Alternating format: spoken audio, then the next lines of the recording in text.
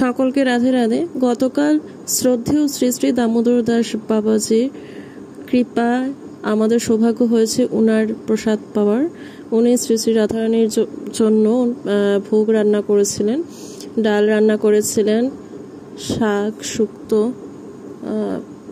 তারপর সবজি রান্না করেছিলেন সব কিছু দিয়ে, তারপর চাটনি রান্না করেছিলেন, আলু পটল দিয়ে একটি রসা বানিয়েছিলেন, অত্যন্ত সুস্বাদু হয়েছিল।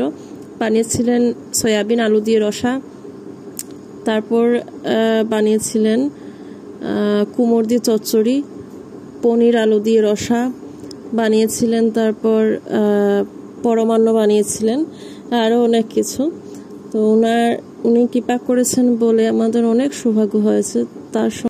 তার সঙ্গে অনেক বাবাজি বৈষ্ণবরা এখানে এসেছিলেন, ওদেরও কৃপা পেয়েছি আমরা। অনেক পরম সৌভাগ্য হয়েছে আমাদের। রাধে রাধে।